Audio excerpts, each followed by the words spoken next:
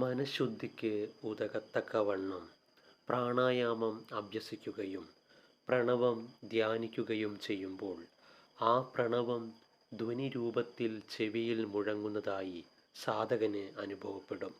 അത്രയും അനുഭവപ്പെടുമ്പോൾ പ്രത്യാഹാരസിദ്ധിയും അയാൾക്കുണ്ടായി തുടങ്ങും. ഇന്ദ്രിയങ്ങൾ അവയുടെ വിഷയങ്ങളെ വിട്ട് ചിത്തത്തിൻ്റെ സ്വരൂപത്തിൽ എത്തുന്നത് പോലെ ആകുന്ന നിലയിലാണ് പ്രത്യാഹാരം. രൂപരസഗന്ധ ശബ്ദാദികളിൽ ചേർന്നിരിക്കുന്ന നേത്രം തുടങ്ങിയ ഇന്ദ്രിയങ്ങൾ മനസ്സ് പ്രണവത്തെ സങ്കല്പിക്കാൻ തുടങ്ങുമ്പോൾ അന്തർമുഖങ്ങളായി മനസ്സിന് അനുകൂലമായി തീരും.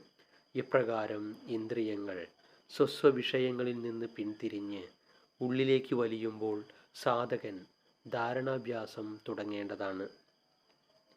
ചിത്തത്തെ ഒരു വസ്തുവിൽ സ്ഥിരമായി ഉറപ്പിച്ചു നിർത്തുന്നത് ധാരണയാണെന്ന് യോഗദർശനത്തിൽ കാണുന്നു.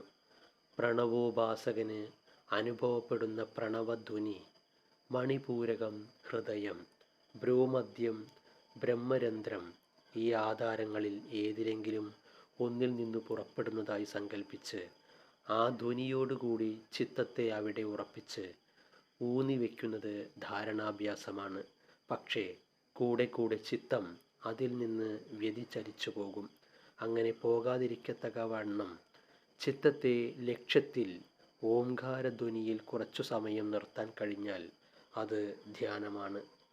ആ ധ്യാനത്തിൻ്റെ നിരന്തരമുള്ള അഭ്യാസം ദൃഢപ്പെടുമ്പോൾ ധ്യാനിക്കുന്ന താനെന്നോ ധ്യാനിക്കപ്പെടുന്ന പ്രണവധ്വനിയെന്നോ ഉള്ള ഭേദപ്രതീതി ഉണ്ടാകാതെ സാധകൻ്റെ ചിത്തവൃത്തി പ്രണവാകാരമായി നാദത്തിൻ്റെ വടിവിൽ പരിണമിക്കും.